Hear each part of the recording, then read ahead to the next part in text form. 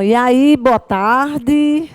Vamos para o nosso happy hour muito especial, né? Estamos às vésperas, bem dizer, do concurso, porque um mês é muito pouco, e todas as questões da banca e BFC, certo? Então, primeira coisa que eu quero tranquilizar vocês, que a banca é uma banca para vocês fecharem a prova. Absoluta certeza. Vocês vão estar preparados para fechar a prova, porque o tipo de questões são questões diretivas, são questões pequenas, que eu gosto de questões grandes, como eu disse para vocês, porque afasta aqueles que não estudaram, que ficam nervosos, mas ela não tem, só se mudar a banca.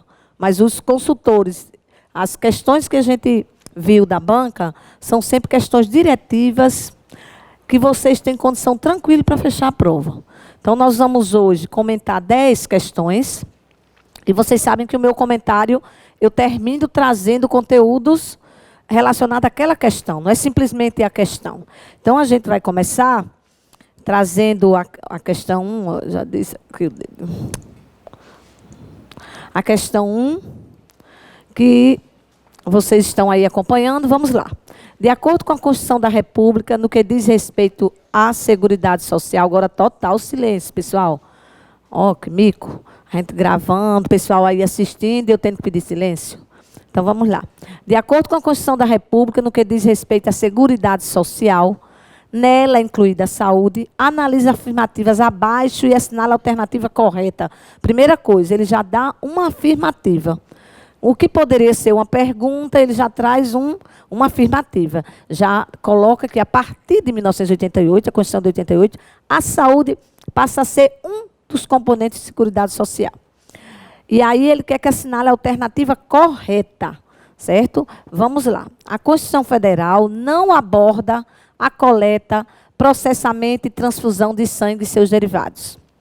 A União, os estados, o Distrito Federal e os municípios aplicarão anualmente, em ações e serviços públicos de saúde, recursos mínimos derivados da aplicação de percentuais calculados, no caso dos estados, sobre a receita corrente líquida do respectivo exercício financeiro, não podendo ser inferior a 15%.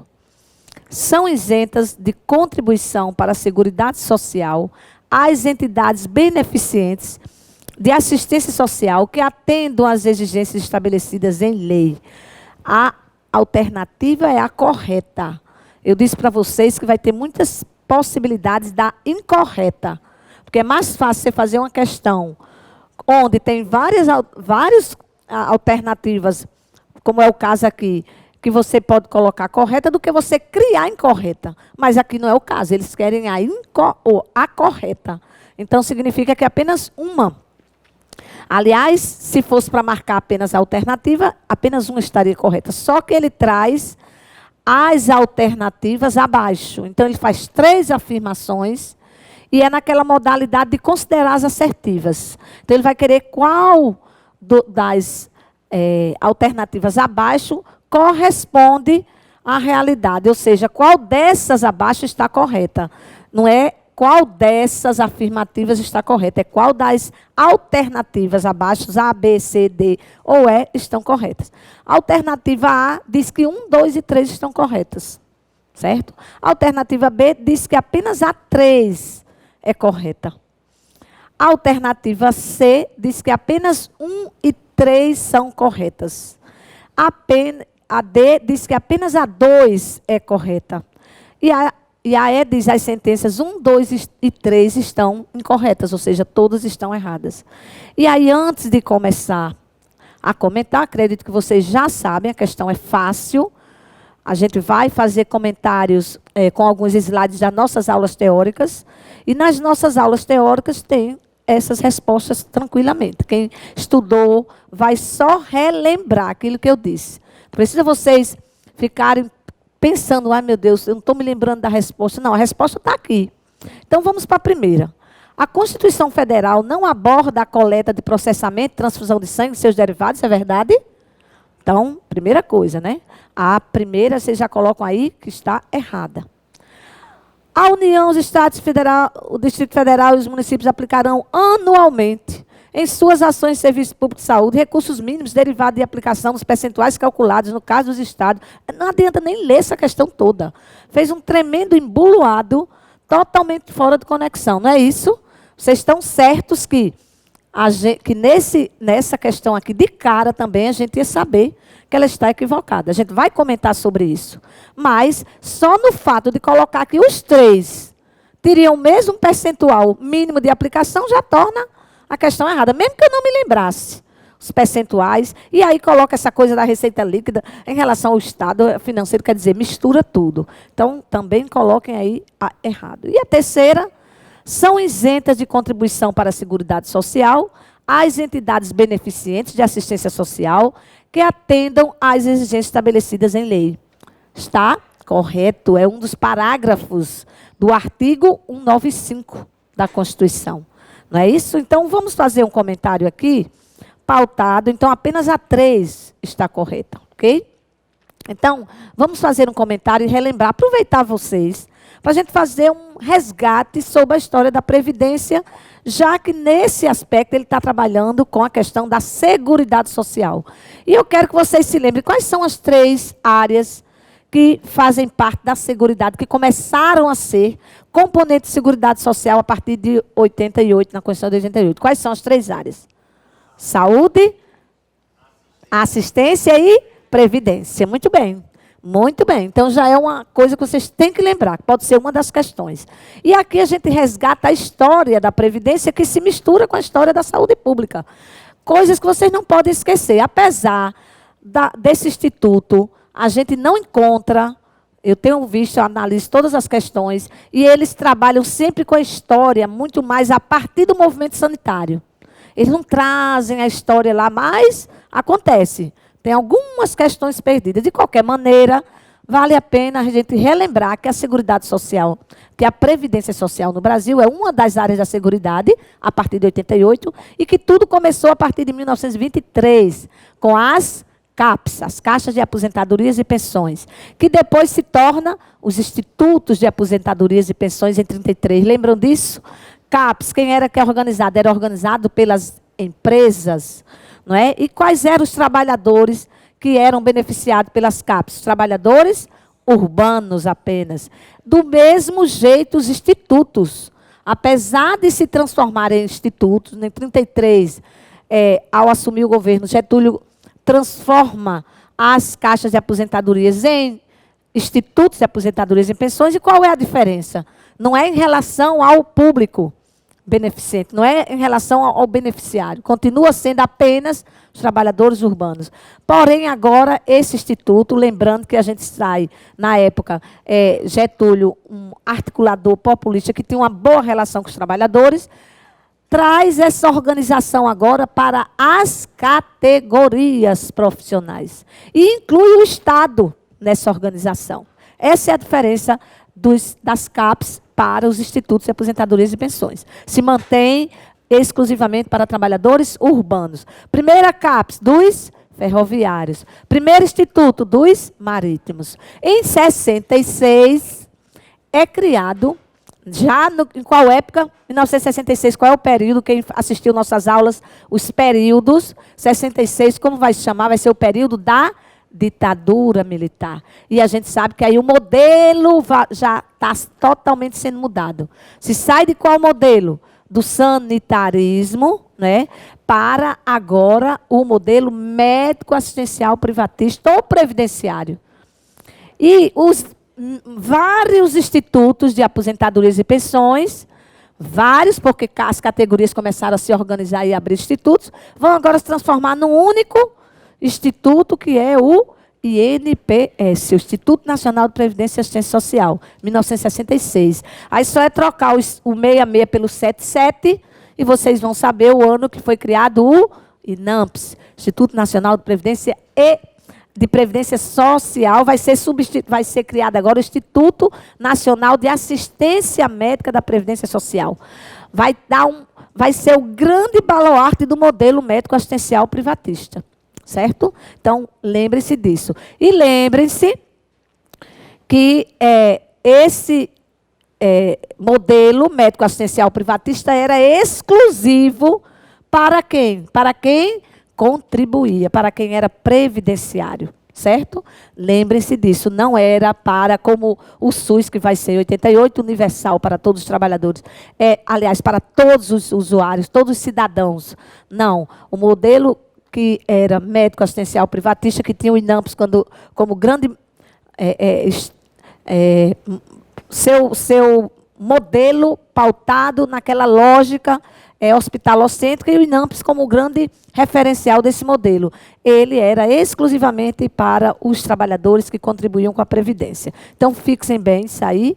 E ainda comentando essa questão, a gente vê que tem todo um histórico que a gente viu nas aulas teóricas, que até chegar em 1988 com a Constituição de 88, né? Lembrando que essa Constituição de 88, o que está nela foi uma conquista. Em qual evento se apresentou esse texto, esse projeto, essa proposta que vai estar lá na Constituição de 88? Em qual evento? Na 8ª Conferência Nacional de Saúde. Foi o marco ideológico, tá?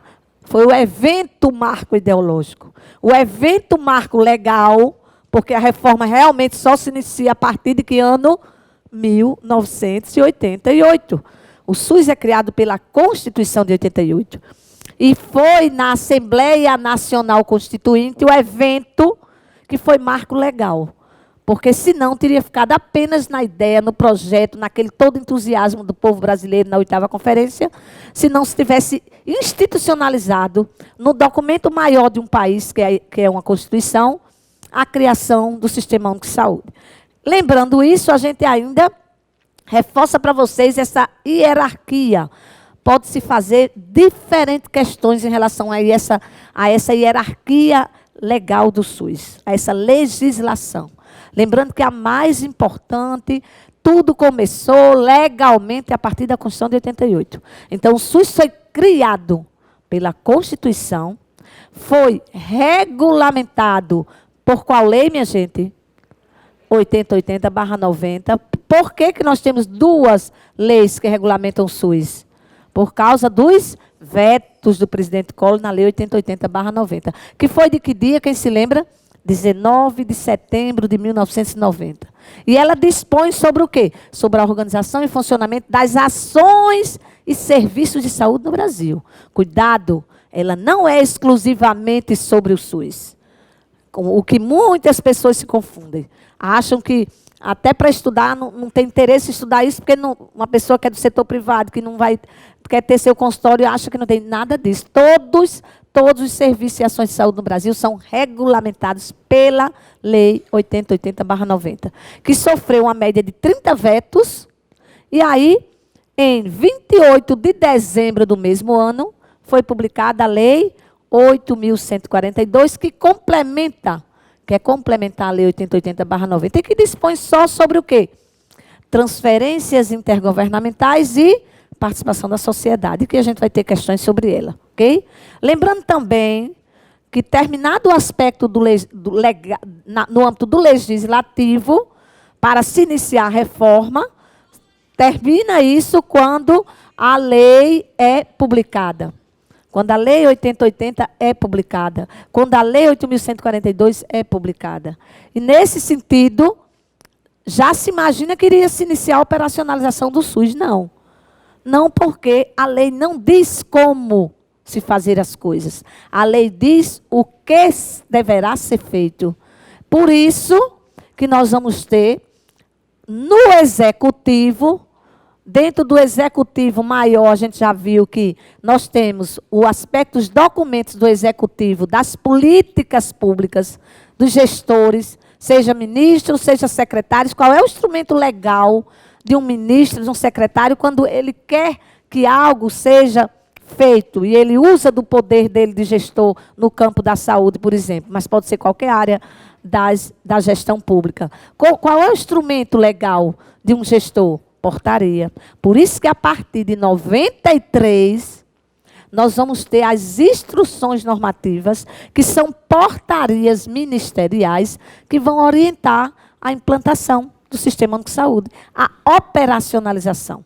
Tenham muito cuidado para não confundir criação, Regulamentação e operacionalização. São 3 coisas diferentes. Criação do SUS, 1988. Regulamentação, 1990. Início da operacionalização, 1993. Vocês podem dizer, professora, mas não teve portarias antes de 93? Teve. Teve instruções normativas, a NOB 91, a NOB 92, que não era para a implantação do SUS, porque foram publicadas pelo antigo INAMPS. Aí a gente aproveita para lembrar vocês que o INAMPS foi extinto apenas em 1993. Então, somente em 1993 começa a operacionalização e a implantação do SUS e, de fato, a operacionalização da reforma sanitária que nós ainda estamos vivenciando. E a última instrução normativa, coloquem o celular no silencioso, por favor. E a última instrução normativa foi o Pacto da Saúde, de 2006, que vocês estão vendo aí. A partir daí, não tinha mais como se orientar, porque as instruções normativas orientam o que está na lei. Como a lei sofreu muitos vetos, não tinha como avançar mais a partir de instruções normativas, quando a lei, em 2006, tinha sido já orientado tudo que era possível em função do prejuízo dos vetos que a lei teve. Então, começou um movimento para se regulamentar a Lei 8080/90. O que é regulamentar nos nossos termos? É aprimorar. Então, a regulamentação de um artigo da Constituição como é que acontece? Através de lei.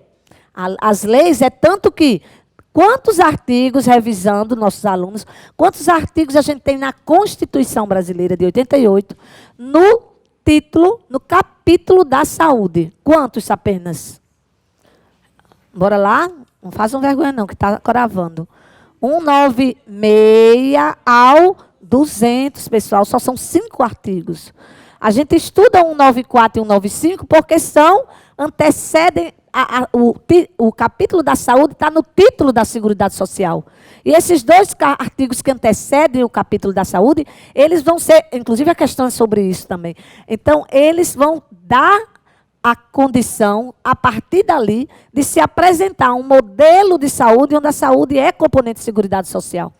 Por isso que a gente estuda eles 2. Mas o capítulo da saúde é do 194 do 196 ao 200. E a lei que regulamenta vai ter 55 artigos. Por quê? Porque ela detalha. Ela não vai dizer nada diferente do que está na Constituição, mas ela vai detalhar.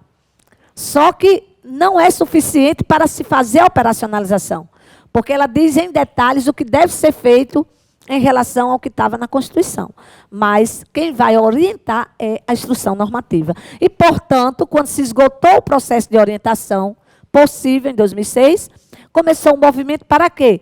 Para a regulamentação da Lei 8080. E tinha 2 caminhos. Ou era pelo aspecto, ou era através do processo natural do legislativo, ou do executivo maior da organização política no Brasil. Quais são os 3 maiores poderes executivos no Brasil? Nós temos 3 poderes, né? Quais são os 3 poderes? Executivo, legislativo e judiciário. No executivo, aliás, no legislativo, qual é o instrumento legal? A lei, né? O executivo vai depender de que executivo seja esse. Se for um executivo das políticas públicas, por dentro já do Estado, são portarias, ministros, secretários. Mas se for o gestor maior, quem é o gestor maior do executivo no nosso país? O maior gestor? Presidente, muito bem, ou a presidente. E depois nós temos ainda 2 esferas de governo que também têm poderes maiores no seu comando único. Qual é? Governadores e prefeitos. Que instrumento esses gestores têm para impor a execução de algo que seja de importância e de interesse da população? Decreto. Por isso que nós vamos ter várias questões.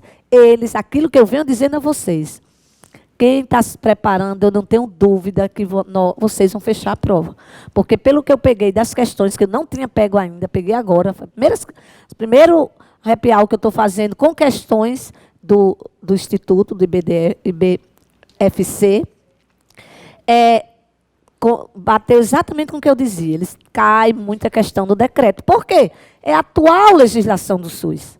Porque como não se conseguiu aprimorar a lei pelos trâmites normais, nem em 2011 a presidente Dilma, que foi eleita, e ela, assim como o outro concorrente dela na época, tinham assinado um compromisso que se eleitos, qualquer um dos dois, até o final do mandato, não conseguisse regulamentar a lei 8080 nos trâmites normais, eles decretariam. E foi o que aconteceu. Então, de antemão, essa questão nos dá uma introdução muito boa para as próximas questões que vêm.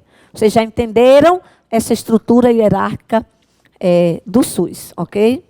Então, vamos para... Sim, e aí, lembrando que o artigo 94 vai trazer os 3 componentes de seguridade social que vocês já comentaram, já viram, e o artigo traz os objetivos da seguridade social, portanto que vocês deem uma lidinha, porque pode ser uma outra questão, tranquilo, considerando que a saúde, a partir de 88, é um componente de seguridade social, considere as assertivas, pode fazer a mesma modalidade de questão, trazendo o quê? Os objetivos, para vocês considerarem quais desses são objetivos da seguridade social. Então, vocês dão uma revisadazinha, isso é aula, material de aula, nesses objetivos, para, caso caia, não tem dificuldade de vocês identificarem. E aí está a resposta da questão, que diz que exatamente no parágrafo 7º, né, do artigo 195 da Constituição, que vai trazer exatamente, considerando quem, dizendo que a Seguridade Social será financiada por toda a sociedade,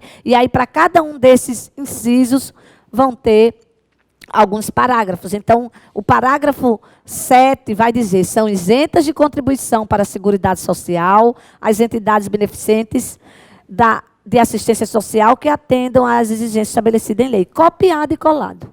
Ok? Esse material vocês têm já. Então... Ok. Questão 2. Considerando o histórico da construção do SUS, assim como o papel das conferências nacionais de saúde, analise as sentenças abaixo, classificando-as como V verdadeiras ou F falsas. A seguir, assinala a alternativa que tem a sequência correta de cima para baixo. Ou seja, tem que ter cuidado aqui nessa alternativa. Eles querem de cima para baixo. Inclusive, vocês vão ver que aqui, no que eu vou apresentar aí, eu não considerei esse de cima para baixo. Depois que eu já tinha feito o material, já vinha no carro, eu me lembrei que quando eu estava fazendo, eu digo, eu vou ficar atenta na hora que eu for responder, e vocês vão ver, porque ele quer de cima para baixo. Então, vai ser da primeira até a última, no caso. Eles podem tranquilamente fazer uma questão colocando de baixo para cima. Só para ser para pegadinha. Ok? Fiquem atentos a isso. Já aconteceu. Tem outra questão que eles colocaram de baixo para cima. E aí dança. A pessoa não está atenta, vai seguindo a sequenciazinha, botando VVV, aí ele quer de baixo para cima. Aqui não. Aqui está tranquilo, de cima para baixo. Ok? Então, estou só alertando que são os cuidados que a gente tem que ter com o Instituto. Eu estou muito tranquila, como eu disse a vocês, porque não fazem questões confusas, não são diretas, elaboradas. Vocês têm condições tranquilas de fechar. Então, vamos lá. Vocês vão colocando aí no quadrinho de vocês o que é verdadeiro e falso. E depois a resposta está aí. A 8ª Conferência Nacional de Saúde aprovou as diretrizes para a criação do Sistema Único de Saúde SUS. A 9ª Conferência Nacional de Saúde teve como principal demanda a descentralização da saúde, que seria obtida com a municipalização dos serviços. A 8ª Conferência Nacional de Saúde resultou quase que de imediato na implantação do Sistema Unificado e Descentralizado de Saúde, SUDES, e na incorporação do INAMPS ao Ministério da Saúde. Ambos no período que antecede a Constituição de 88. E aí, a primeira é verdadeira? A Conferência Nacional, a 8ª Conferência aprovou as diretrizes para a criação do SUS? Sim, ela aprovou. Ela não, no caso, essas diretrizes foram oficializadas, tornaram institucionalizadas lá. Vocês se lembrem que tem na Constituição de 88 3 diretrizes. Quem se lembra as 3 diretrizes? Descentralização com comando único em cada esfera de governo, não é? Atendimento integral com prioridade para as ações preventivas. E a terceira, participação da comunidade. Se considerarmos que a Constituição aprovou, pegou esse texto de lá, porque foi da 8ª Conferência, essas diretrizes não surgiram por acaso. Nem foi uma invenção, nem foi coisa do governo. Foi da a sociedade que apresentou na 8ª Conferência. Lá foi aprovado. Agora, não é lá que é oficializado ou tornado legal essas diretrizes, é na Constituição. Mas foi lá que se aprovou essa proposta. Então, verdadeiro, né? A 9ª Conferência, não precisa vocês terem estudado detalhes, é só raciocinar. A 9ª Conferência é a próxima, depois da 8ª. É lógico que o papel dessa segunda, já que na primeira, na 8ª, né, quer dizer, a primeira nessa modalidade democrática de construção do SUS, na 9ª Conferência, o SUS já estava aprovado legalmente. E aí vem a questão, qual era a próxima etapa? A descentralização, já que a primeira diretriz, qual era? Descentralização com comando único em cada esfera de governo. E quando vocês estudaram a Lei 8080, lembre-se que dizia a prioridade da descentralização é para os municípios, a municipalização. Então, não precisava, era só raciocinar em cima das nossas aulas de que essa segunda também está correta. A terceira, é verdade que na 8ª Conferência resultou quase que imediato na implantação do Sistema Unificado Descentralizado de Saúde, SUDES, e na incorporação do INAMPS ao Ministério da Saúde. A única coisa que está certa é o quê? Ambos, no período que antecede a Constituição de 88, no caso, ambos o quê? O SUDES foi anterior. Mas o SUDES foi o quê, minha gente? Quem se lembra a aula nossa? Foi um convênio. Eu conto essa história. Quem assistiu a aula 2 comigo, eu deixo bem claro, está aqui o slide, que a gente vai já ver, de que logo após, na própria 8ª Conferência, se montou uma comissão. Lembram que eu conto essa história? Uma comissão para quê? Para ficar acompanhando as demandas da Assembleia Nacional Constituinte, para ver se, de fato, a gente conseguia colocar na Constituição aquilo que a gente aprovou na 8ª Conferência. E um dos membros dessa comissão era quem? Ézio Cordeiro. Que logo depois, em 87, a 8ª Conferência foi em 86, em 87, ele é convidado para assumir o INAMPS. Quem assiste minhas aulas se lembra bem dessa historinha que eu conto. E que ele foi, inclusive, muito criticado, porque se achou que ele, como é que o INAMPS, que tinha sido super criticado na 8ª Conferência, o baluarte do modelo médico assistencial privatista, como é que ele aceitava ser presidente, né, desse instituto que era tão criticado. Mas, de fato, ele aproveitou uma oportunidade. O Brasil estava num outro momento político, numa agora democracia plena. E a oposição estava assumindo o poder através de alguns dos cargos importantes. Então, ele aproveitou isso, assumiu, não respondeu às críticas e, logo de imediato, criou esse convênio. O SUDES, Sistema Único Descentralizado de Saúde, não é o SUS. Foi um convênio que Ézio Cordeiro criou para desmantelar o INAMPS por dentro dele. Para descentralizar as ações do INAMPS para os estados. Para os estados.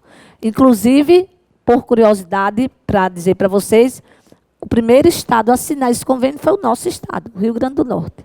Okay? Então, ele, na verdade, aqui como está colocando, e essa história da incorporação do INAMPS ao Ministério da Saúde, isso não aconteceu, de nada a ver. Então, essa questão está totalmente equivocada. O INAMPS foi extinto em 93.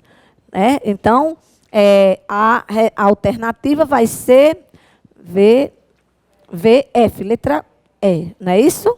Letra E. Ok, pessoal? E aí vem os slides comentando. Lembrando, esse é slide de aula. Eu trago os slides das nossas aulas, até para dar uma certa segurança para vocês, que são nossos alunos, para vocês verem que vocês estão preparadíssimos para as questões. Porque todas as questões do Instituto, todas essas são do Instituto, e enquanto tiver, que não são muitas também, a gente vai estar trabalhando essas questões e trazendo material e conhecimento para vocês responderem qualquer outra. Mas esse slide faz parte do material de vocês. E está lá, falando da 8ª Conferência, fala de 87, surgiram os convênios do Sistema Unificado Descentralizado de Saúde. né? E eu digo sempre, lembro para vocês, que o INAMP só foi extinto em 1993. E ele não fez parte, não foi dessa forma. Então, isso está... o INAMP somente foi extinto através da Lei 8.689, de 27 de julho de 93. Portanto, quase 3 anos após a promulgação da lei que instituiu o SUS. E lá na alternativa ele dizia que ambos foi antes de 88. Então, a única coisa que estava certa aí, lá era sobre o SUDES. O resto da questão estava totalmente equivocada. Ok? Questão 3. A Lei Orgânica 8080/90 expressa os objetivos e ações no campo da atuação do Sistema Único de Saúde. Assinala a alternativa que contém um objetivo e as ações. Assinala a alternativa que contém um objetivo e as ações que não é contemplada nesta lei. 3, pessoal. A Lei Orgânica da Saúde, Lei 8080, de 1990, expressa os objetivos e ações no campo da atuação do Sistema Único de Saúde SUS. Assinale a alternativa que contém um objetivo e ações que não é contemplado nesta lei. Ou seja, todas aí são objetivos e ações que deverão estar lá no artigo 6º, que traz, né, essas, na Lei 8080, que traz os objetivos do SUS. Aliás, são 2 artigos. E ele quer um que não é contemplado. Ou seja, qual dessas não faz parte? Tá? Então, primeiro, a identificação dos fatores condicionantes e determinantes da saúde está contemplado como um objetivo ou como uma ação? Está, não é? Lembra-se que é um dos primeiros. Participação no controle e na fiscalização da produção, transporte, guarda e utilização de substâncias e produtos radioativos também faz parte? Faz, pessoal? É só lembrar, sim. Está claro, né? A gente se relembrar lá das aulas. Formulação da política de equipamentos e medicamentos de interesse para a saúde e a participação na produção, certo? Certo. Lembre-se que nessa aula, quando é a aula 2, que a gente traz a Lei 8080, eu digo claramente para vocês, olhe como muitas pessoas não imaginam o que é o SUS. Porque imagina que o SUS é apenas aquelas macas, as filas, porque só se mostra as coisas negativas. E aí eu digo para vocês, olha, tudo isso é SUS. Porque são 2 artigos da Lei 8080 que falam sobre os objetivos e sobre as ações de responsabilidade do SUS. Então, a letra C também é uma das responsabilidades do SUS. D, formulação de políticas de inclusão social. É papel do SUS? Por exemplo, já caiu uma questão parecida com essa, só que ao invés de botar isso, colocou a Bolsa Família. Não é nosso papel. A gente faz uma relação de programas de inclusão, por exemplo, Bolsa Família. A criança que, para poder ser inserida, tem que ter a vacinação em dia, tem que ter, é uma forma de fortalecer essa parceria. Mas não é atribuição do SUS formular políticas de inclusão social. Então, de cara, vocês teriam condições, porque já viria o olhinho, aquela história. Olhou, aí se lembra. Mas essa aí de inclusão social, não, essa não faz parte. A última, vigilância nutricional e orientação alimentar. Então, ele colocou numa questão só 2 artigos da Lei 8080, certo? Então, vamos lá. Vocês não estão com o material aí, mas esses slides todos vocês têm em casa. Ó, o artigo 5º e o artigo 6º trazem os objetivos e no artigo 6º fala das ações. Então, preste atenção. Eu aproveitei já que no material de vocês, só para vocês terem uma ideia como vocês estão com material muito bom, totalmente preparado para vocês fecharem a prova, eu peguei o mesmo slide, onde a gente fala aí do artigo 4º, que pode ser uma outra questão do concurso, que diz, conjunto de ações e serviços de saúde prestados por órgão e instituições públicas e federais, estaduais e municipais, da administração direta e indireta, das fundações mantidas pelo poder público, constitui o SUS. Pode ser uma questão. De acordo com a Lei 8080, quem constitui o SUS? Quem? Aí vocês vão estar lá as alternativas. As instituições, órgãos, instituições públicas, federais, estaduais, municipais, da administração direta e indireta das fundações mantidas pelo poder público, ok? E aí tem 2 parágrafos importantes, que também já foi questão desse instituto. Estão incluídas no disposto desse artigo as instituições públicas federais, estaduais e municipais de controle de qualidade, pesquisa, que é o caso do hospital, do concurso de vocês. De controle de qualidade, pesquisa e produção de insumos, medicamentos, inclusive de sangue e hemoderivado e de equipamentos para a saúde. O hospital, ele não produz esses equipamentos, nesses materiais, mas ele é de pesquisa. De qualquer maneira, ele não só está incluído, pode ser incluído, não é obrigado, o hospital universitário ele não é, ele faz um convênio, fazer parte do SUS, mas ele também, além, e não perde a característica, preste atenção, que eu acho que vai ser uma questão, está lá na Lei 8080, ele não deve perder a característica dele de ensino, pesquisa e extensão, certo? Apesar de que ele passa a ser um serviço conveniado com o SUS, mas ele não perde essas características. Aí, olha, a iniciativa privada poderá participar do SUS em caráter complementar, o que a gente bate desde o início da Constituição, lá no artigo 199, que fala de toda a relação pública e privada. Aí vem para a resposta à questão. Artigo 5º, olha aí, o primeiro logo, são objetivos do SUS. Relembrando, a identificação e divulgação dos fatores condicionantes e determinantes de saúde, a formulação de políticas de saúde destinada a promover, nos campos econômico e social, a observância do disposto 1 do artigo 2 desta lei. Ou seja, formular essas políticas para promover exatamente aqueles componentes que a gente viu no início, que diz que o SUS será organizado, será instituído através das políticas sociais e econômicas, né? E a terceira diz, a assistência às pessoas por intermédio de ações de promoção, proteção, recuperação da saúde, com a realização integrada das ações assistenciais e das atividades preventivas. Quem é que vai ter prioridade? São as atividades assistenciais ou preventivas? Preventivas, muito bem, está lá na Constituição. Aí, olha aí, continuando a resposta, ele trouxe 2 artigos numa única questão. Porque um fala dos objetivos, aqui fala das ações. E lá no artigo ele diz, objetivos e ações. Então, ele pega o artigo 5º, que só tem 3 objetivos, e também tira do artigo 6º, que traz ações. Fixem isso. Na Lei 8080, quando fala no artigo 6º, ele vai dizer as ações que o SUS não diz quem, se é município, estado ou união. Porque se fosse para cada um lá na frente, vai falar quem faz o quê. Quem é o grande executor do SUS, minha gente? É união, estados ou municípios? Municípios. Isso eu afirmo sempre para vocês. Executar sempre será um papel do município. Quando ele não tem a condição de executar, aí ele pode complementar com o setor privado ou até mesmo com o Estado. O Estado, primeiro é o Estado. Se o Estado pode, por exemplo, aqui, ó, as ações de vigilância sanitária, epidemiológica, saúde do trabalhador e assistência terapêutica integral, inclusive farmacêutica, são ações de execução do SUS. Está lá. Aqui, no artigo 6º, ele não vai dizer que se é município, Estado ou União.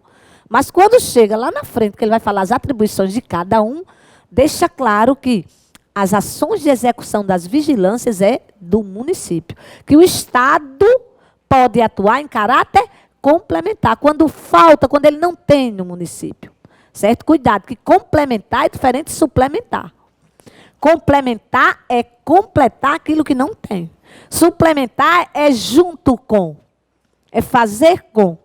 Então, o setor privado só participa do SUS em caráter complementar.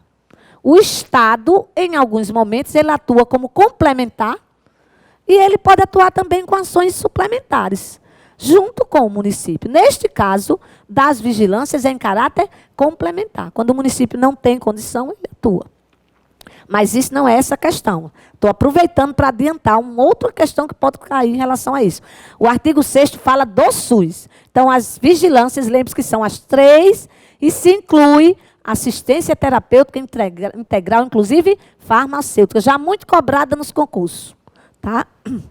Aí outra atribuição, ó, a participação na formulação, outra ação.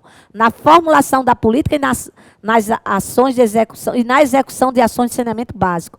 A ordenação, cuidado, ordenação, não é formação. Formação é do MEC. A ordenação da formação de recursos humanos na área da saúde. Ou seja, o certo era o SUS dizer que tipo de profissional ele quer. Quais os profissionais que ele precisa. E o MEC está formando com essa prioridade. Entenderam? Olha aí a resposta. A vigilância nutricional e orientação alimentar. Ou seja, essas duas questões aqui, ó, estão lá na alternativa. A colaboração na proteção do meio ambiente, nele compreendido o trabalho. Aí vem a outra alternativa. A política, a formulação de política de medicamentos, equipamentos imunobiológicos e outros insumos de interesse para a saúde e a participação na sua produção. Né? Essa também está lá. O controle e a fiscalização dos serviços, produtos, substâncias de interesse para a saúde, a fiscalização e inspeção de alimentos, água, bebidas para consumo humano, a participação no controle e na fiscalização de produtos, transporte, guarda e utilização de substâncias e produtos psicoativos, tóxicos e radioativos, o incremento em sua área de atuação do desenvolvimento científico e tecnológico. Guardem, fixem isso aí, material de aula que vocês têm em casa, revisem antes da prova, tá? Lembrando, artigo 5, artigo 5º e artigo 6º da Lei 8080 vai falar objetivos e ações do SUS. Questão 4, acompanhando agora. Segundo o modelo de determinantes da Organização Mundial de Saúde, os determinantes da Organização Mundial de Saúde, os determinantes sociais de saúde se classificam como estruturais intermediários. Assinale a alternativa que contém somente determinantes estruturais. Quem assistiu nossas aulas vai se lembrar que a gente classificou os determinantes em 3 tipos. Mas vamos primeiro responder aqui e a gente vai para o comentário.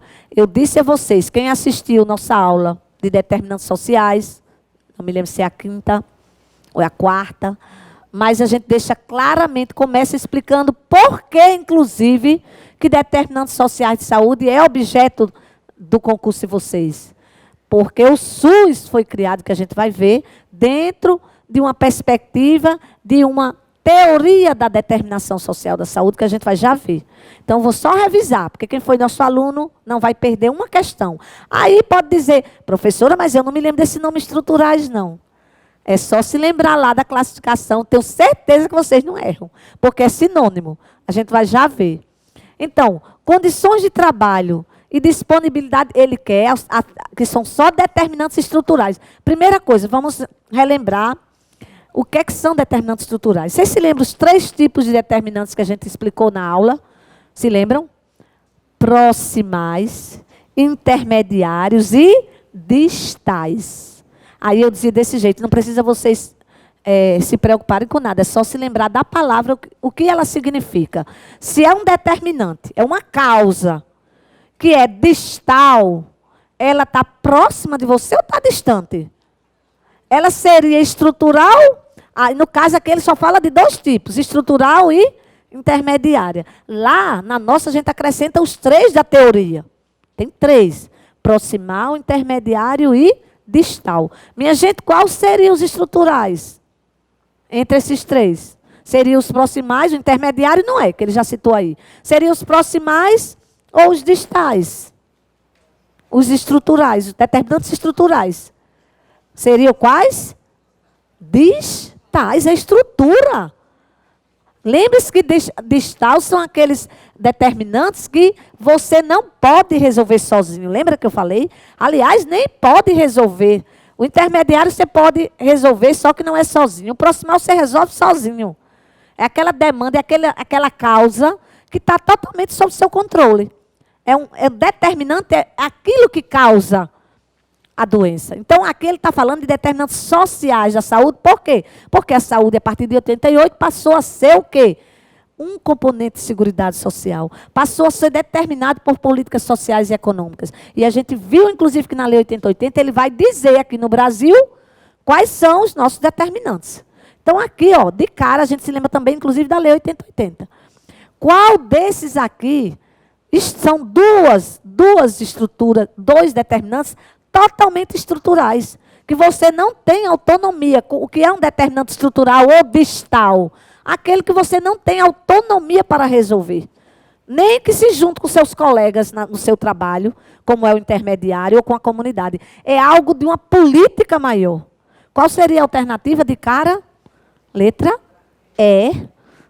Condições de trabalho e disponibilidade de alimentos. Aí está intermediário, né? São determinantes intermediários que não está vinculada a uma estrutura estatal.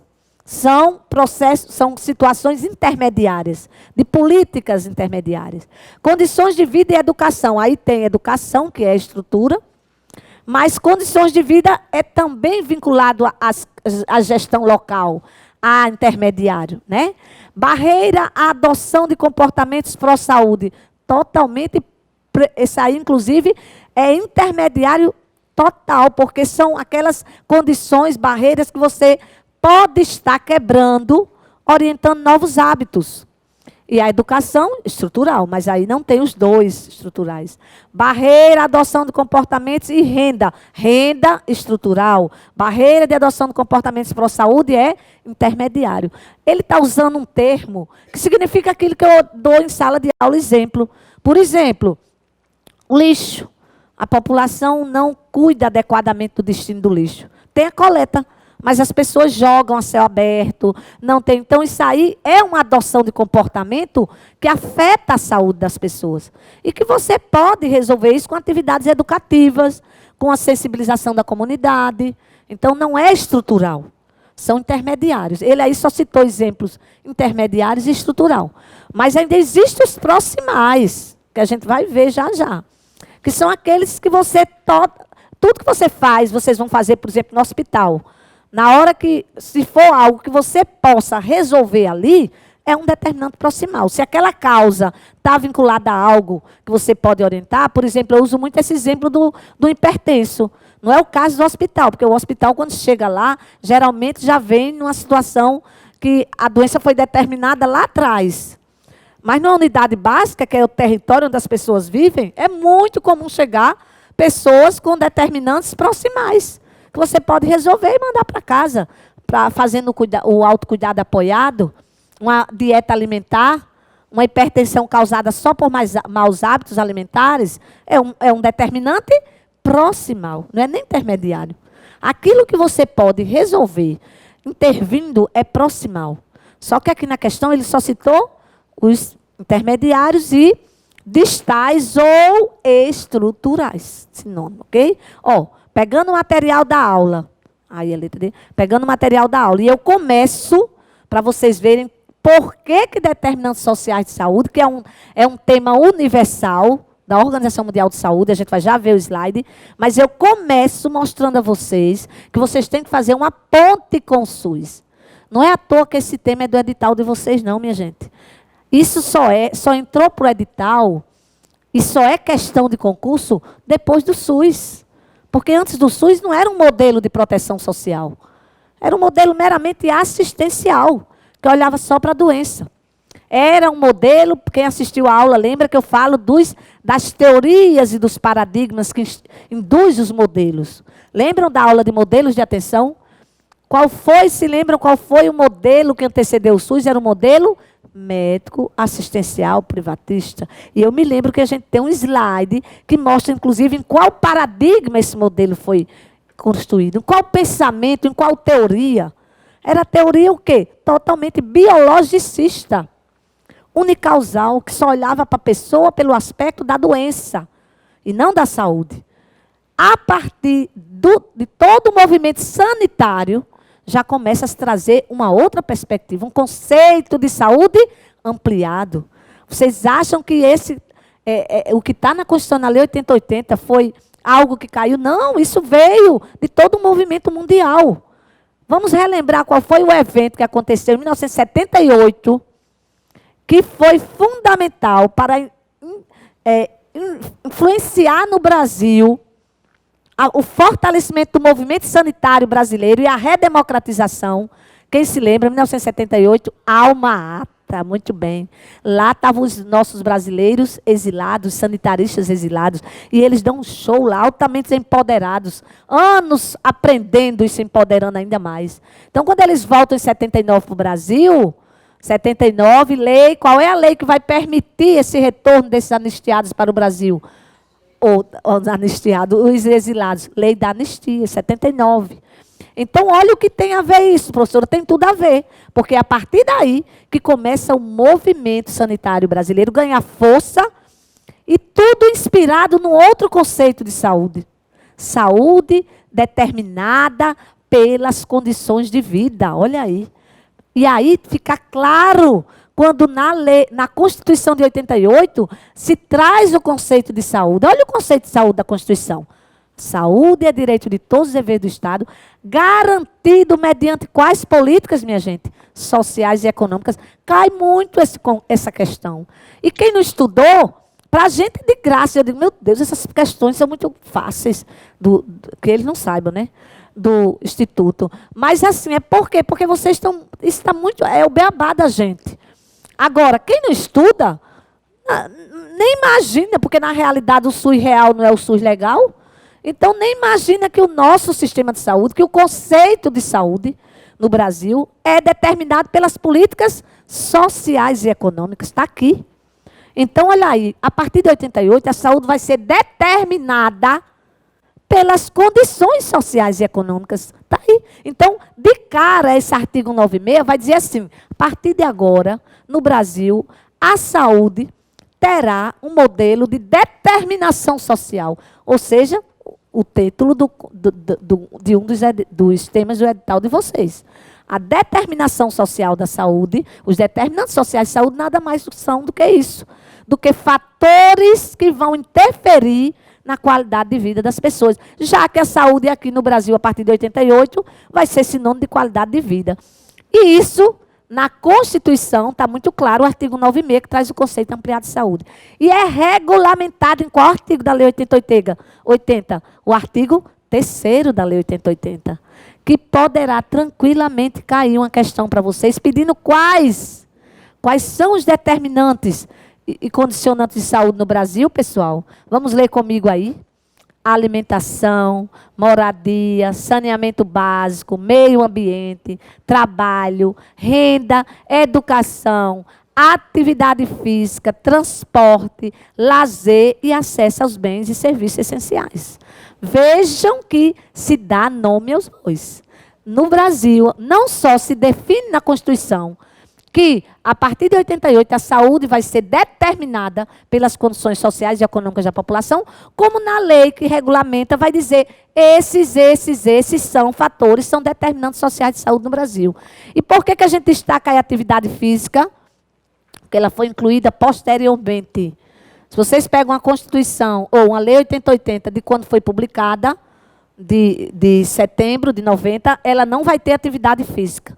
Vocês só vão pegar a versão a partir de 2013, porque este artigo foi acrescentado a partir da Lei 12.864 de 2013, que vai definir que a atividade física, com evidências que a atividade física melhora, determina a saúde no Brasil, que de fato determina. Ok?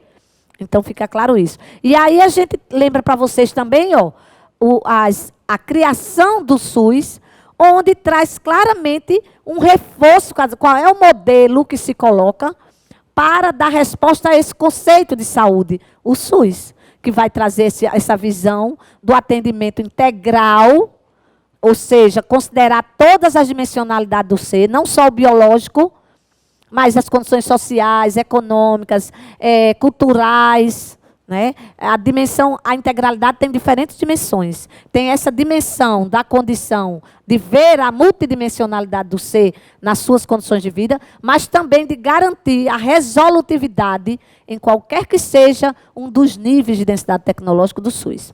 Ok?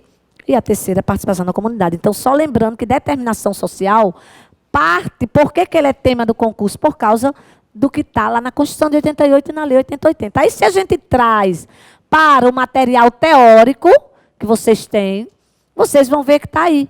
slide que mostra que a partir de 88, a saúde no Brasil passa a ser um bem público, é produzido socialmente, envolve relações entre sujeitos, envolve o acesso a determinantes de bens e serviços e é decorrente dos determinantes de determinadas condições socio-históricas. Esse gráficozinho aí está lá no material da Organização Mundial de Saúde. E a gente traz ele, aí pega e faz um recorte aí do artigo 3º da Lei 8080, que reproduz. O parágrafo vai dizer lá, no artigo 3º, que eu li há pouco tempo, vai ter um parágrafo que diz: os níveis de saúde expressam a organização social e econômica do país.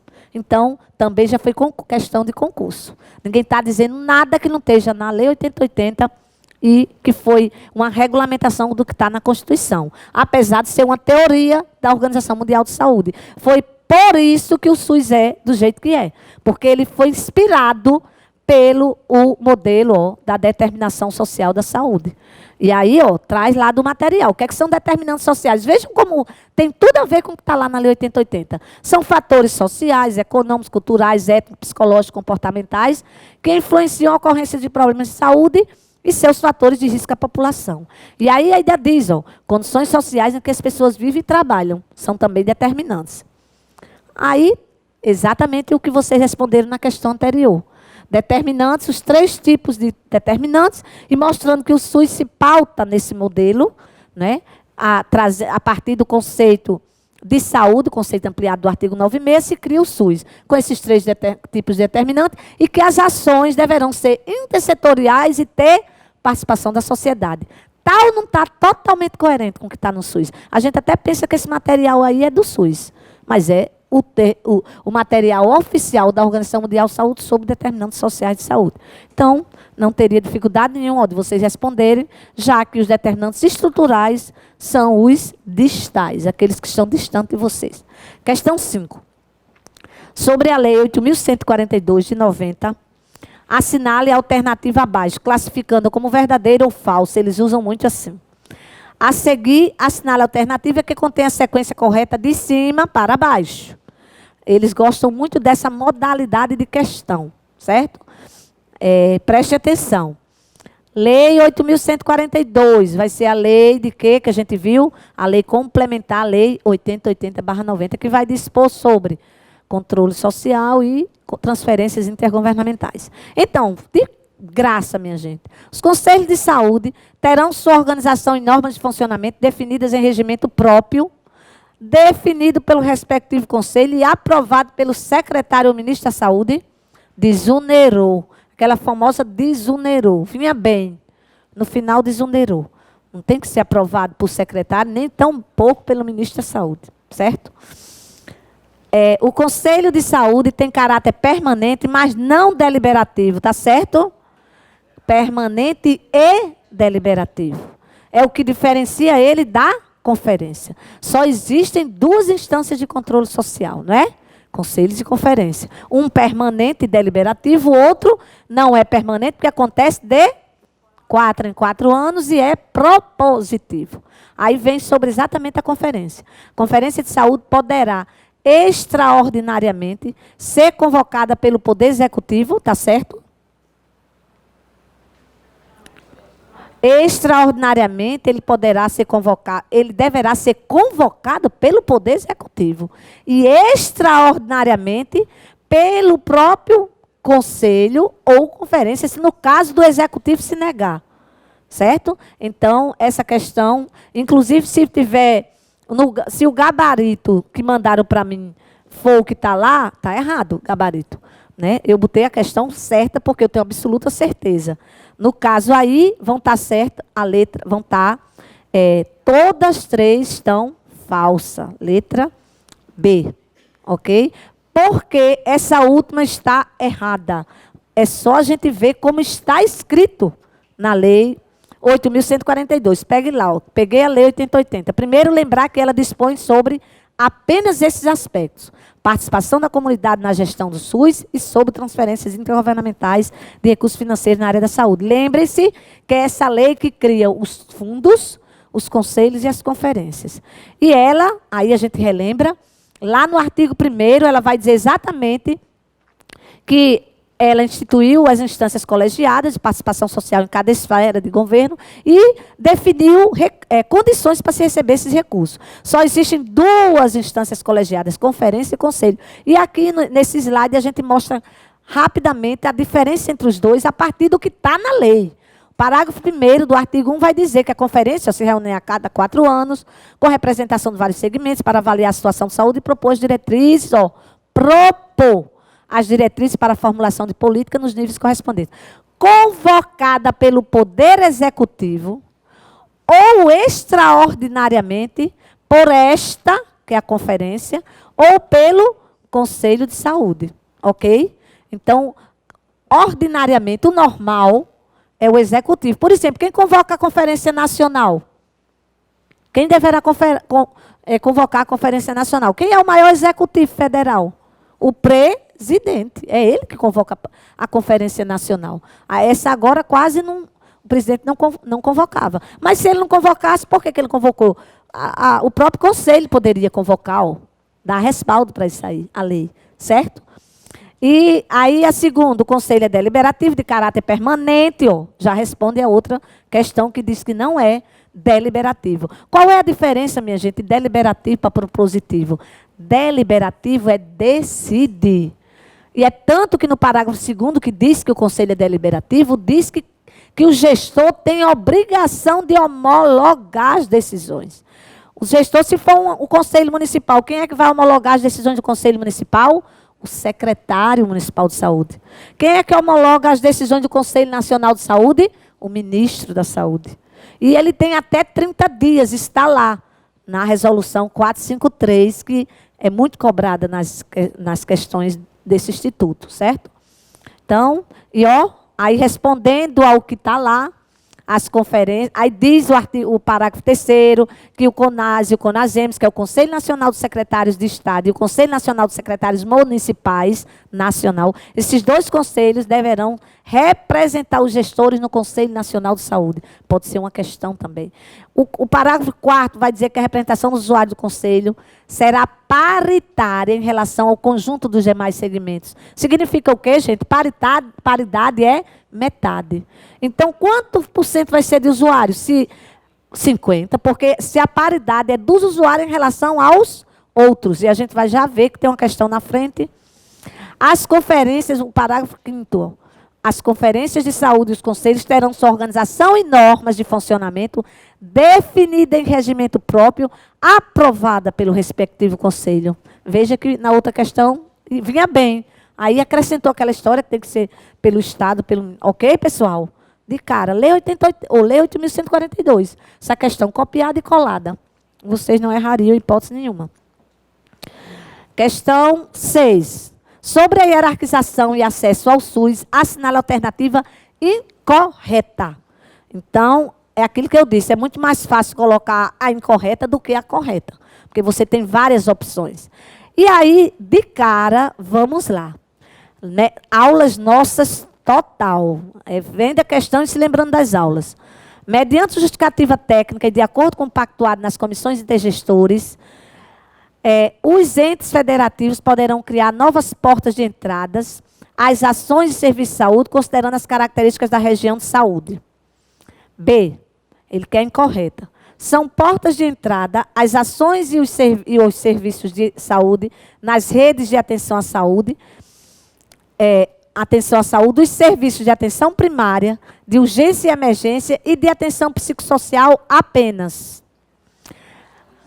Lembram das dicas que eu dei? Palavra apenas, somente, necessariamente ou verticalmente, centralizado, não fazem parte do dicionário do SUS. Quando você vê essas palavras, 90% dessa questão está errada. Ela está errada. Aí, próximo. Os serviços de atenção hospitalar e os ambulatoriais especializados, entre outros, de maior complexidade e densidade tecnológica, serão referenciados pelas portas de entrada, certo? O acesso universal e igualitário às ações de serviço de saúde será ordenado pela atenção primária e deve ser fundada na avaliação da gravidade de risco individual e coletivo e no critério cronológico, observadas as especificidades previstas para as pessoas com proteção especial, conforme legislação vigente, certo? Copiado e colado. a população indígena contará com regramentos diferenciados de acesso, compatíveis com suas especificidades, certo? De onde foi isso aí, copiado e colado? Decreto 7.508. Ok? Não precisou dizer. Por isso que eu digo para vocês não precisam, tá? Diferentemente de outros institutos que faz um texto imenso e faz a questão, aqui ó, é direto, só que vocês iam se lembrar na hora. E está tudo isso aonde? No decreto 7.508. Então, veja bem, lá, ó, aula slides de vocês. Diz na aula do decreto que o artigo 8º ao 10º fala só de portas de entrada. E a gente sabe que foi acrescido mais uma porta de entrada. Não foi isso, pessoal?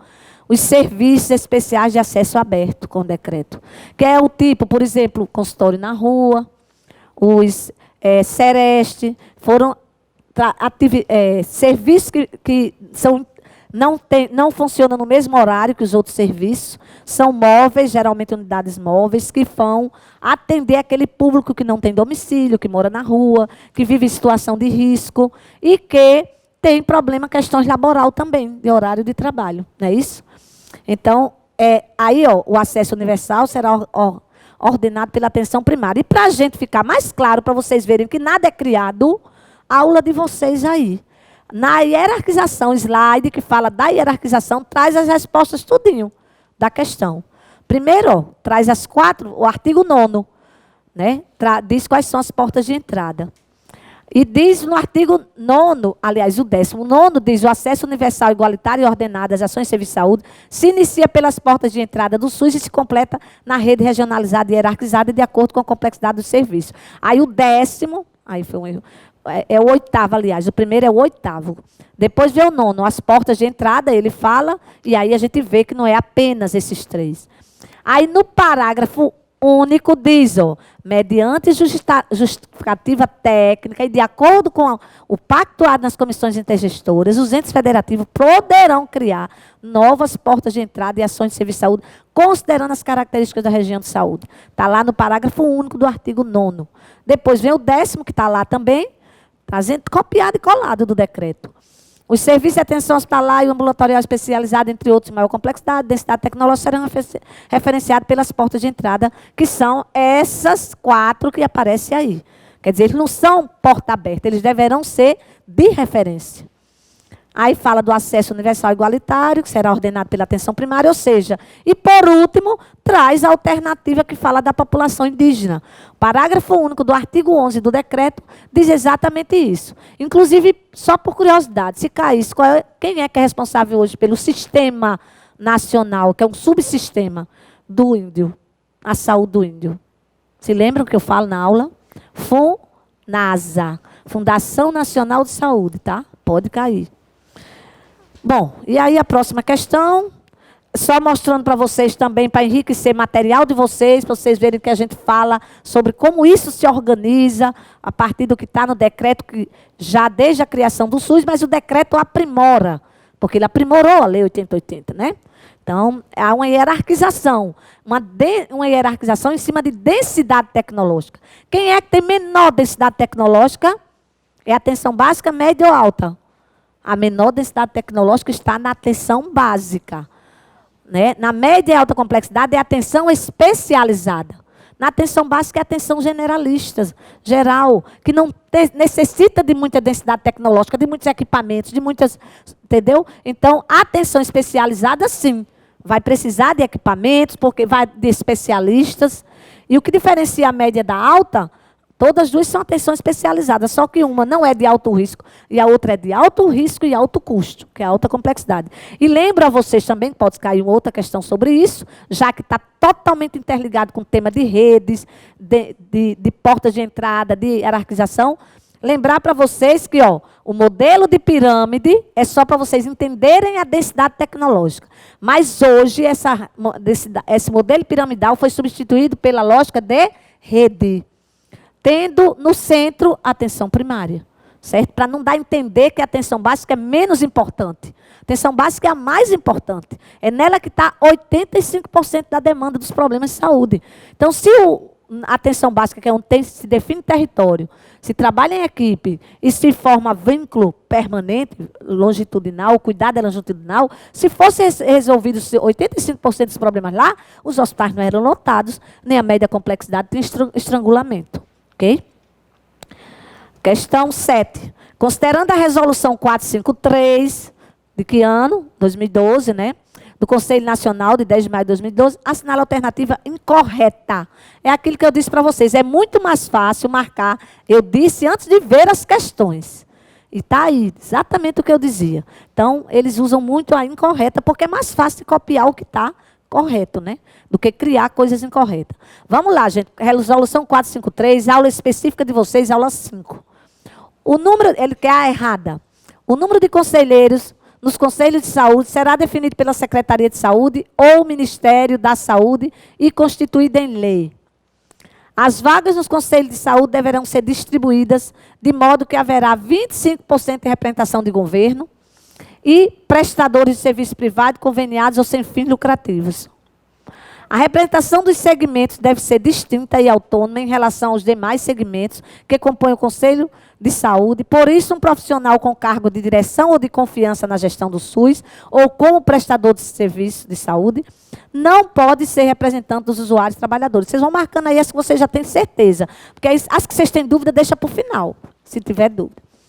Quando não houver Conselho de Saúde constituído em atividade no município, caberá ao Conselho Estadual de Saúde assumir ao Executivo Municipal, junto ao Executivo Municipal, a convocação e realização da Conferência Municipal de Saúde, que terá como um de seus objetivos a estruturação e composição do Conselho Municipal de Saúde. Atuar na formulação e no controle da execução da política de saúde, incluindo seus aspectos econômicos e financeiros, e propor estratégias para sua aplicação aos setores públicos e privado, é competência do Conselho de Saúde. E aí, pessoal? Qual a alternativa? Letra A. O número de conselheiros de saúde será definido pela Secretaria de Saúde ou Ministério da Saúde? Não é, minha gente. Quem é que define? A gente viu lá na resolução 453, né, que a quantidade de conselheiros, primeiro, todos os conselhos, eles têm uma paridade que deverá ser seguida em todos os conselhos de saúde, seja nacional, estadual, municipal. Preste atenção aqui. Primeira diretriz da resolução 453. Diz que o Conselho de Saúde é uma instância colegiada, deliberativa e permanente. Eu não vou ler para vocês, que vocês já viram aí no material de vocês. Eu atento para esse parágrafo único que diz que ele atua como um subsistema de seguridade social. O Conselho atua na formulação e proposição de estratégias e no controle da execução das políticas de saúde, inclusive nos seus aspectos econômico e financeiro, copiado e colado lá, não é? Uma das alternativas. Então, vamos para a próxima. A paridade. Diz que os conselhos são paritários, sendo 50% de usuários. Aí os outros 50%, porque a paridade é dos usuários em relação aos outros. Então, se divide em 25 e 25. Quem é que vem em primeiro lugar depois dos usuários? Os trabalhadores. Então, eles ficam com a fatia de 25 inteirinha. A outra fatia de 25 vai ficar para ser dividido entre prestadores e gestores. Certo? Então, é dividido entre eles, porque exatamente eles que têm menos poder no SUS, diferente da prática. Então, isso é como é organizado o Conselho. Aí vamos para as questões que ainda estão lá para serem avaliadas.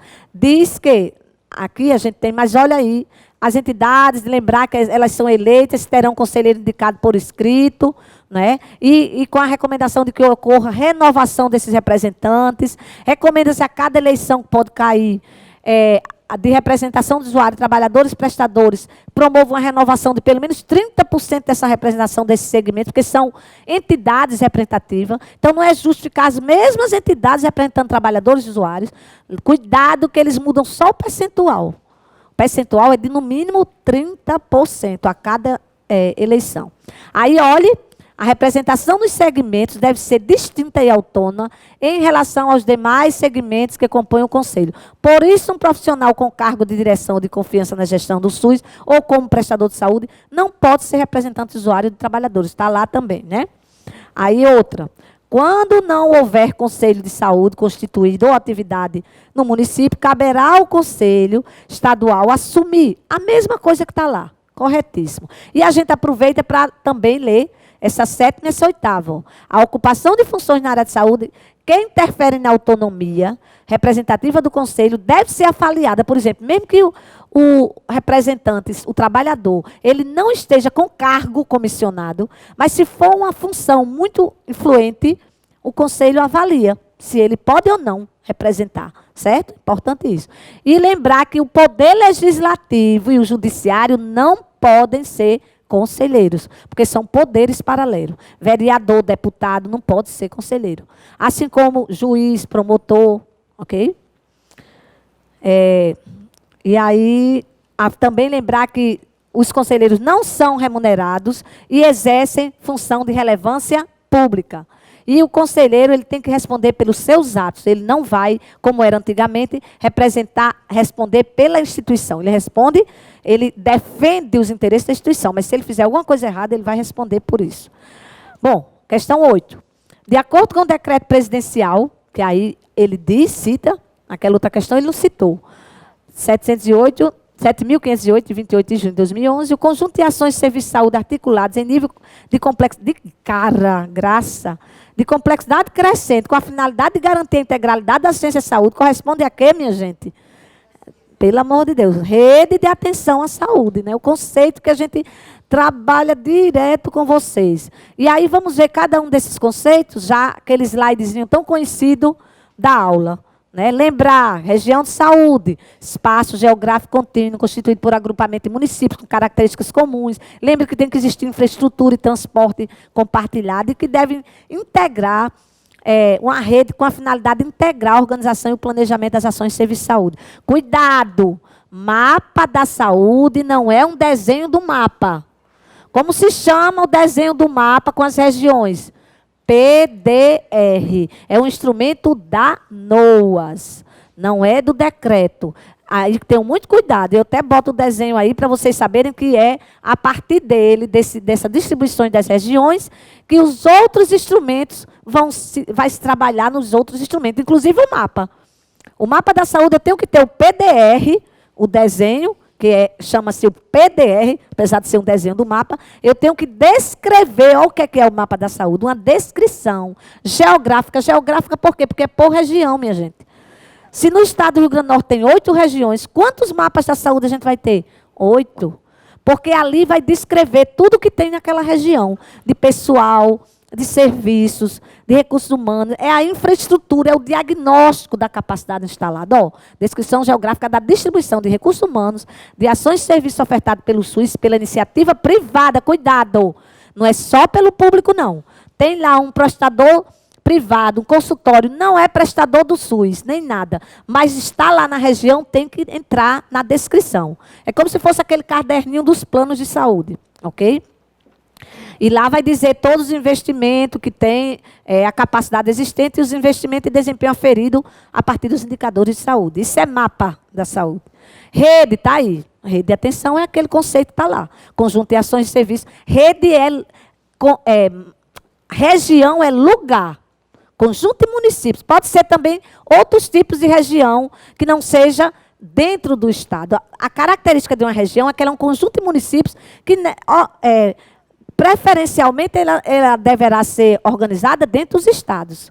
Mas, se existir municípios vizinhos de estados diferentes, que têm serviços muito mais próximos, por exemplo, lá da região do Alto Oeste de Potiguar, aqui no Rio Grande do Norte, lá na Tromba do Elefante, se uma pessoa sofreu um acidente grave de ortopedia, é mais perto levar para Paraíba. Então, poderão também, questão de concurso que pode acontecer, poderão existir regiões interestaduais, mas sempre formada por municípios vizinhos, só que de estados diferentes. E também eu falo para vocês das regiões fronteiriças, de municípios de países diferentes, como é o caso do Brasil com a Colômbia. Bom, e contrato organizativo de ação pública, também lembrando a vocês, que é um outro conceito que está aí, que é um acordo de colaboração firmado entre os entes federativos que integram as ações de serviço de saúde na rede regionalizada e hierarquizada. É um contrato para cada uma das regiões. Lembre-se, ali vai expressar todos os compromissos dos municípios que compõem aquela região. Claro que a partir de quê? Daquele estudo feito pelo mapa da saúde. Ok? Então, lembrando, isso já foi falado muito na aula de vocês, e a resposta de graça é rede de atenção à saúde. E a gente vai agora para a questão 9. Ainda, ó, de acordo com o decreto 7.508, de 28 de junho de 2011, as instâncias de pactuação consensual entre os entes federativos para a definição das regras de gestão compartilhada no SUS, de graça, minha gente. Basta o termo pactuadas, consensuadas. Lembram-se que o conselho é deliberativo, a eleição é por maioria, e não é pactuação, é votação mesmo.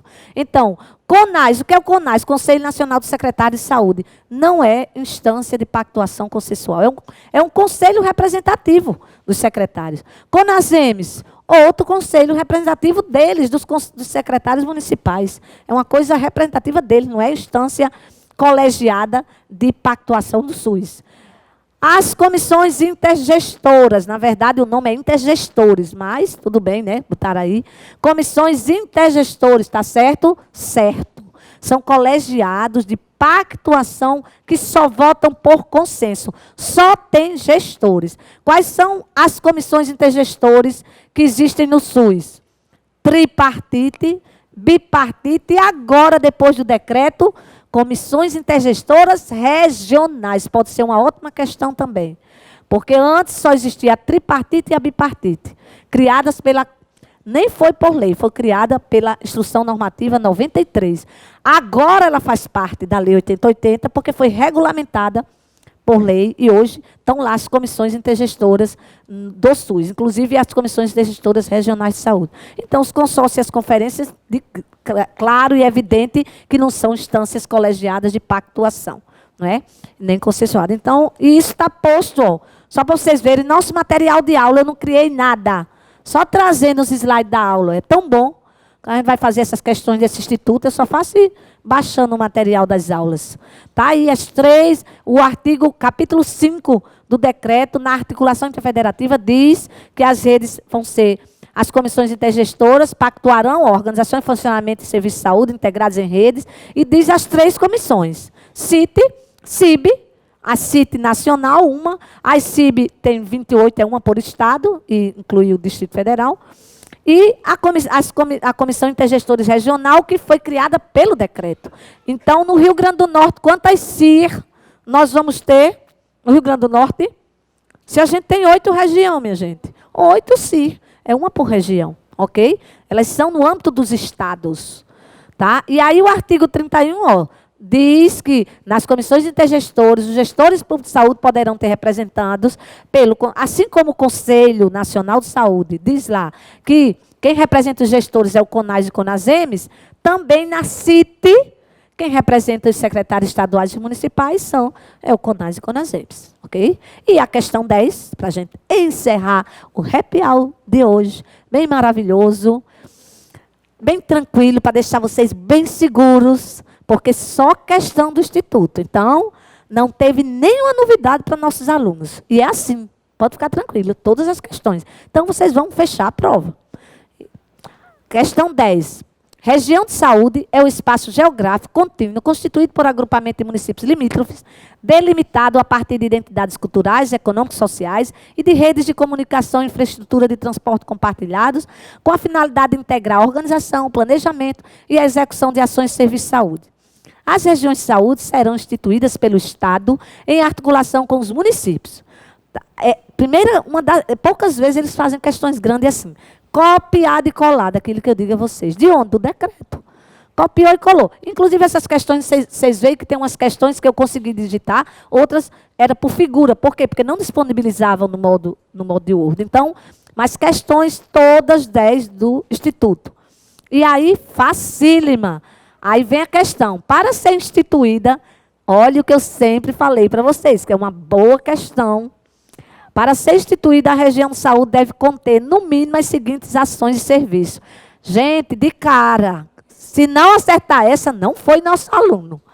De cara, né? Qual é aí a condição que não é obrigatória ter numa região? Alta complexidade, eu alerto para vocês direto isso. Por isso que uma região não é obrigado a rede, porque uma rede é serviço, região é lugar. A rede, ela tem que ter, não terminou a aula. A rede tem que ter desde a atenção básica até alta complexidade. E aí eu já relembro a vocês, são 5 redes prioritárias, lembram do decreto? Rede de atenção, rede da cegonha, rede de atenção psicossocial, rede de urgência e emergência, rede de atenção às pessoas com deficiência e doenças crônicas. Isso é um a mais, que eu estou dando aqui um plus.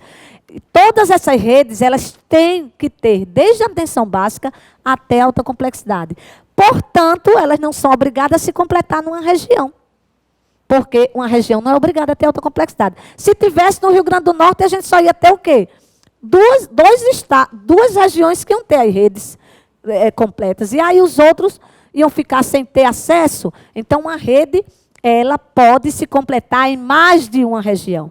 Aqueles serviços podem ser referenciados para outras regiões, exatamente porque numa região não é obrigada a ter alta complexidade. E aí a gente fecha a aula com esses 2 slides do material de vocês. Lembrando que aí pode ser uma outra questão, do artigo 4º ao 7º, é só sobre região de saúde.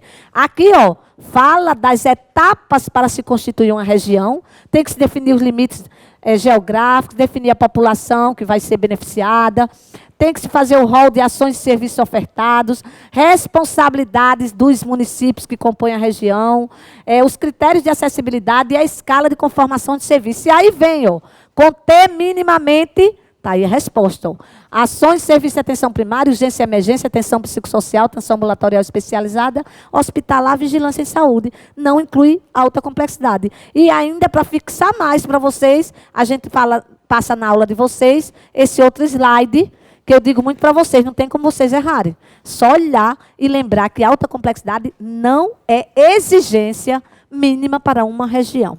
Ok? Então, e aí só para lembrar, esse instrumento como se chama? PDR. Apesar da figura ser do mapa, mas ele não é o mapa da saúde, ok? Plano Diretor de Regionalização. Até o próximo Happy Hour. Beijo!